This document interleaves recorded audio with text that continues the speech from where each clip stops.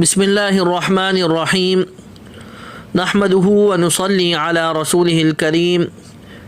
1 minute کا مدرسہ، سبق نمبر 48 الحمدللہ سبق نمبر 48 ہے، اور ہر سبق میں 5 چیزوں کا تذکرہ ہوتا ہے: ترجمہ نماز، ایک سنت، ایک کبیرہ گناہ، گناہ کے نقصانات، طاعت اور عبادت کے فوائد۔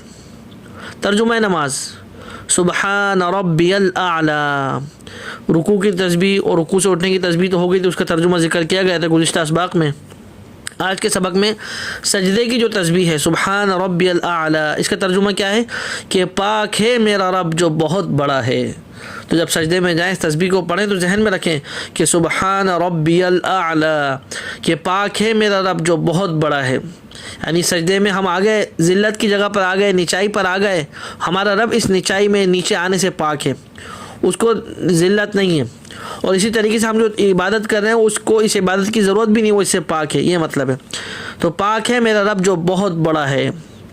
آگے ایک سنت، کل قاعدے کی یہ سنتیں بیان ہوئیں، یعنی پہلی سنت کے سلام پھیرتے وقت امام کو، مقتدیوں کی، فرشتوں اور نیک جنات کو سلام کی نیت کرنا۔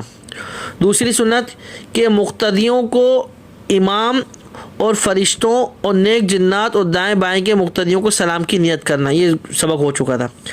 آج کا سبق سنت نمبر 3 کہ منفرد، یعنی جو اکیلے نماز پڑھ رہا ہے اس کو بولتے ہیں منفرد۔ تو منفرد کو صرف فرشتوں کو سلام کی نیت کرنا، یعنی جو اکیلے نماز پڑھ رہا ہے جب وہ سلام پھیرے گا دائیں بائیں تو سلام پھیرتے وقت یہ نیت کرے گا کہ یا اللہ یہ سلامتی فرشتوں، میرے جو دائیں فرشتے ان پر ہو، جو بائیں فرشتے ان پر ہو، ان پر سلامتی ہو، اس کی نیت کرنا یہ سنت ہے۔ ایک کبیرہ گناہ، بڑے بڑے گناہ جن پر سخت عذاب کی وعیدیں آئی ہیں، ان میں سے ایک بڑا گناہ ہے جہاد شرعی سے بھاگ جانا۔ جہاد شرعی سے بھاگ جانا یعنی کہیں پر ایسا کام ہو رہا ہو کہ جو شریعت کے خلاف ہو، اللہ کی نافرمانی ہو رہی ہو، کچھ بھی گناہ ہو رہا ہو، تو وہاں پر اگر آپ کو ہاتھ سے روکنے کی طاقت ہے تو ہاتھ سے روکیں۔ ہاتھ سے نہیں روک سکتے تو زبان سے روکیں، اگر زبان سے روکنے کی طاقت ہے۔ نہ ہاتھ سے روک سکتے ہیں نہ زبان سے روک سکتے ہیں تو تیسرا درجہ کم از کم اتنا تو ہو کہ دل میں اس چیز کو برا سمجھے، کم از کم اتنا تو ہونا چاہیے۔ لیکن کوئی بھی کچھ نہیں ہو رہا ہے، نافرمانی ہو رہی ہے، انسان کچھ بھی نہیں کر رہا ہے، گستاخی ہو رہی ہے، یعنی شریعت کا مذاق اڑایا جا رہا ہے، دین کا مذاق اڑایا جا رہا ہے، مسجدیں گرائی جا رہی ہیں، کچھ بھی ہو رہا ہے، لیکن انسان اس چیز سے جو ہے نا کچھ بھی نہیں کر رہا، کوئی بھی ایسا کام نہیں کر رہا کہ جو جہاد کی طرح ہو، یعنی ان کو روکنے کی مانند ہو، تو اس سے بھاگ جانا یہ کیا ہے؟ کبیرہ گناہ ہے۔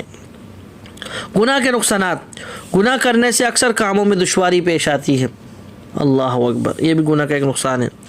طاعت اور عبادت کے فوائد، نیکی اور طاعت کا ایک دنیاوی فائدہ یہ ہے کہ زندگی مزیدار ہو جاتی ہے، اور ایسی پر لطف زندگی بادشاہوں کو بھی میسر نہیں جیسے اللہ کے نیک بندوں کو نصیب ہوتی ہے۔ تو نیکی، طاعت اور عبادت کے فائدہ کیا ہے کہ زندگی مزیدار ہو جاتی ہے۔ اگر ہم اور آپ چاہتے ہیں کہ اپنی زندگی کو مزیدار بنائیں، خوبصورت بنائیں، تو نیکی کریں، عبادت کریں، طاعت کریں۔ اللہ پاک ہمیں ان باتوں کو سمجھنے اور عمل کرنے کی توفیق عطا فرمائے۔ وآخر دعوانا ان الحمد للہ رب العالمین۔